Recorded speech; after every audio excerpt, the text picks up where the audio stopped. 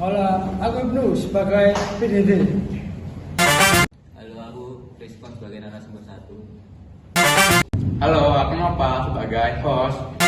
Halo, aku Alen sebagai co-host. Halo, aku Isma, aku jadi narasumber 2. Halo guys, aku Anggun, aku sebagai penulis skrip. Aku Alifa sebagai dokumentasi BTS. Halo guys, aku Cindy sebagai editor. Oke, selamat datang di podcast-podcastan. Oh iya, kenapa sih TikTok tuh, pengguna TikTok sama Instagram tuh kayak sekarang tuh merajalela. Tapi kenapa sih kok kayak pengguna TikTok tuh dia lebih banyak daripada Instagram? Atau mungkin karena kayak dia itu bisa kayak lebih menghibur, bukan lebih menghibur sih, kayak dia tuh kayak videonya tuh bisa kayak lebih menarik atau kayak gimana, kayak gitu. Itu bukan? Bentar, itu benar, tapi kita harus bahas ini dulu. Dalam TikTok kan suka ada berita-berita gitu kan. Nah, itu kan berita tidak selalu benar, kadang ada hoax. Nah, kita kan membahas hoaxnya ini dulu nih. Karena hoaxnya itu bisa bikin satu negara tuh berantakan. Dan masalah tuh bukan kita yang nggak punya otak, tapi emang kitanya aja yang harus mikir. Ya bener banget sih, setuju. Karena kita ini kan kayak hidup tuh di era yang cepat gitulah. Kayak apa-apa lihat postingan langsung di-share, nggak mikirin kayak apa-apa dulu, yang penting viral, gitu bukan? Iya. Dan generasi kita tuh selalu gampang banget dipermainkan hoax ini. Oleh karena itu, tema kita hari ini akan membahas tentang kalau hoax itu benar sih, kenapa kita cuma diam gitu. Oke. Di sini kita nggak mau nih ngomong cuma berdua doang, kesannya kayak diktakan jadinya. Iya, betul sekali. Karena itu kita akan membawa dua narasumber kita yang kece badai. Ada Isma dan Rizko. Halo, terima kasih sudah mengundang kita berdua di sini. Kita berdua siap kok untuk membicarakan tentang ini. Oke, sebelumnya ini pertanyaan pemanas dulu ya. Menurut kalian siapa nih yang kayak sering banget nge-share tentang hoax kayak gitu? Biasanya tuh WAG atau keluarga, tapi menurutku itu bukan cuma mereka doang sih, tapi anak muda juga banyak kok yang nge-share tentang hoax kayak gitu. Ya bener banget tuh. Aplikasi yang paling sering banget menyebarkan hoax tuh bukan kayak Google apalagi YouTube ya, tapi yang paling banyak itu kan WhatsApp, apalagi kan dari grup WhatsApp keluarga itu banyak banget, ya kan? Banyak yang bilang itu cuma sekedar berita lewat gitu, ya kan? Ya. Itu benar bahaya gak sih? Banyak banget lah. Hoax tuh bisa sengaja dibikin orang kayak trigger emosi, terus marah.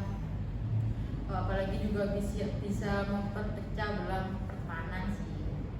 Nah iya tuh Kak, hoaxnya kan itu kan banyak kan jadinya. Contohnya tuh misal hoax vaksin yang dulu rame pas zaman Covid itu, terus ada hoax penculikan anak, terus ada yang bahkan ini rame hoax politik, itu semuanya tuh bikin orang ribut, bahkan bisa bikin hilang nyawa ya kan. Iya. Oke, jadi hoax itu bukan cuma sekedar salah info ya, akan tetapi dia itu juga aman sosial. Tapi ancaman sosial bukan? Iya ya, kalau kita diam aja itu kita itu bagian dari masalah. Nah ini sih poinnya. Jadi menangkap hoax itu bukan cuma orang pintar, tapi kita juga harus peduli soal bangsa itu sendiri. Betul. Nah, ini namanya nasionalisme digital ya guys ya.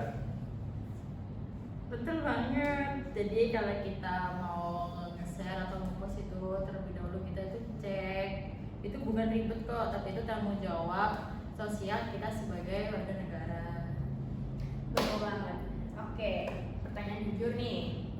Kalian pernah nggak kayak makan hoax kayak gitu?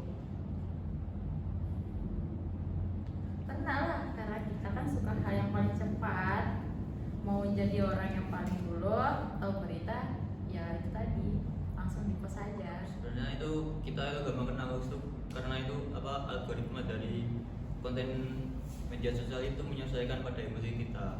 Kalau kita gampang marah, kontennya itu kasih konten yang bikin kita gampang marah gitu, memancing kita agar bisa percaya. Kalau kita gampang takut, kalau kita lagi takut, kita dikasih konten yang bikin panik gitu. Ya, algoritma tuh bukan teman kita, cuman dia tuh ingin kita tuh betah dalam aplikasi itu alasannya. Dan serangnya ini sih, kalau kita percaya dengan hoax tuh, generasi kita tuh nggak bisa berpikir secara kritis. Ya bayangin aja dulu ya, kayak pahlawan dulu tuh kayak berperang tuh sampai berlumuran darah. Nah sedangkan kita cuman berperang memakai logika dan cuman pakai literasi, itu aja masih males. Oke, sekarang kan kita udah bongkar masalah nih, pasti ada solusinya dong. Nah, gimana caranya biar jadi pahlawan digital? Oke, yang pertamanya tuh jangan mudah percaya, kayak kita terlebih dahulu cek faktanya. Terus yang kedua itu kalau postingannya tuh bikin emosi atau kayak nggak jelas, ya udah kita skip aja gitu. Terus yang ketiga itu bisa menggunakan situs webnya yang asli. Kalau emang situs webnya itu asli, ya udah kita nggak apa-apa percaya. Kalau emang kayak meragukan, ya udah jangan dipercaya. Terus yang terakhir itu edukasi bersama teman dan keluarga sih.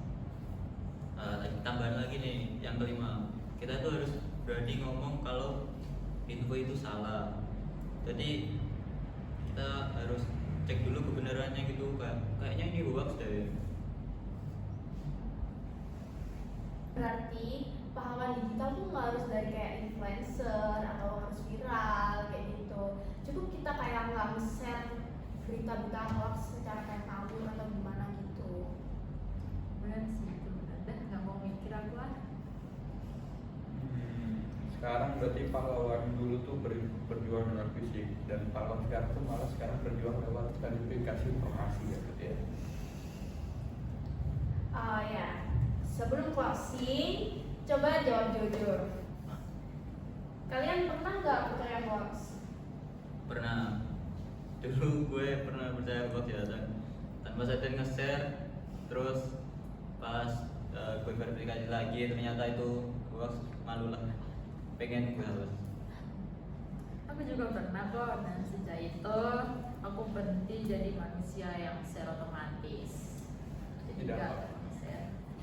Tidak apa-apa, kita semua memang pernah salah.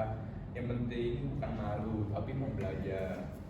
Karena kita juga bukan bukan bodoh, kita hanya nggak mau mikir aja gitu loh. Dan kalau itu terus terjadi, masa depan bangsa kita ini akan rusak. Oh iya. Dan buat kalian yang nonton jangan cuma didengar aja ya. Jadi kayak kalian tuh harus bisa jadi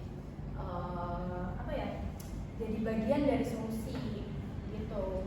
Ya, hoax itu merusak generasi, dan kalau kita diam, maka bangsa kita juga akan rusak sendiri jadinya. Oh iya. Oke, jangan kemana-mana karena kami akan kembali di podcast sesi kedua. Oke, kembali lagi dengan kita di sini di Dan podcast kita makan podcastan, masih sama dengan Isma dan Rizkon. Yes.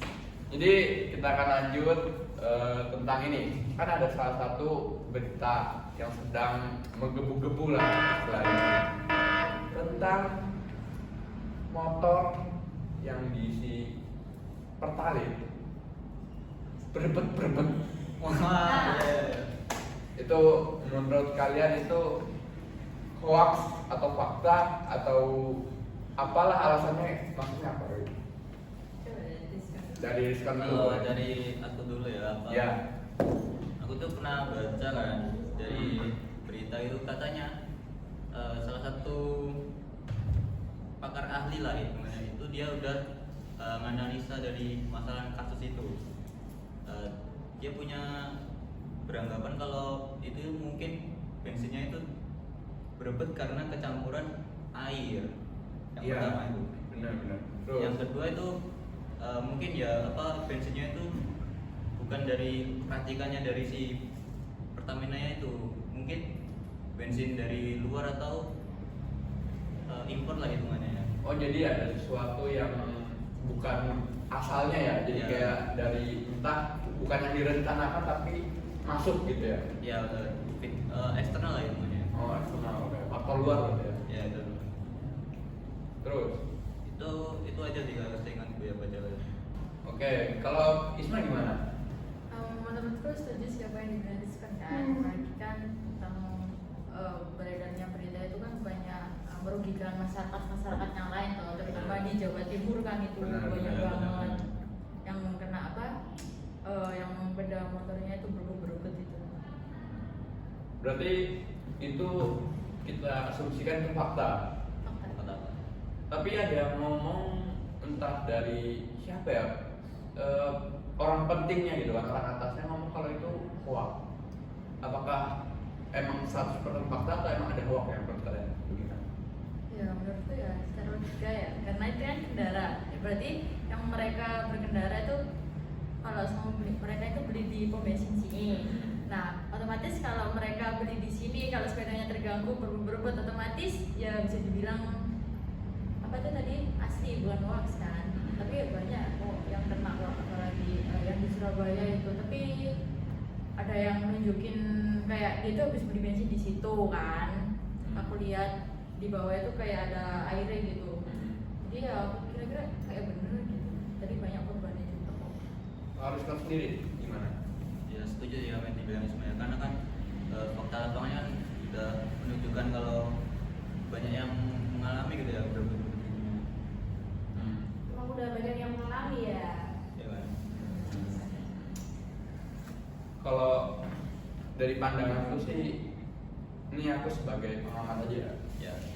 Jadi tuh menurutku ini beberapa ada yang hoax. Jadi kayak ada yang memanfaatkan dengan berita. Manipulasi gitu ya. Iya, manipulasi dengan kan Untuk ya bang. kemungkinan menjatuhkan gitu ya. Iya kan waktu itu kan ada solusi yang dikasih sama pemerintah kalau misalnya berbeda ke bengkel terus dikasih ini nanti diganti rugi kan.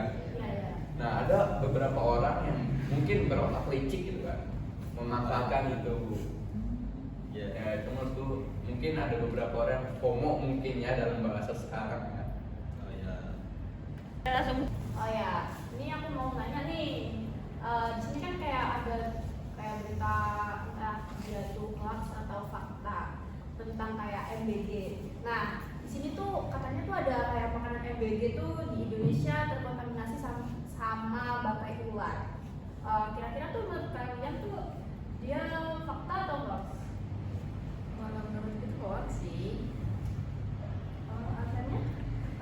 Karena apa ya, yang aku tadi awal bilang kan, kita kan nggak harus percaya sama sosial media, belum tentu itu sosial media itu benar atau enggak. Nanti kita cari faktanya terlebih dahulu di situs webnya, kalau emang beritanya itu benar atau enggak, ya udah. Kalau di situs webnya nggak ada, berarti ada namanya hoax, berarti berita itu hoax. Gitu. Oh iya iya iya. Oh ya, sekarang dari Diskon, tanggapan dari Diskon tuh gimana?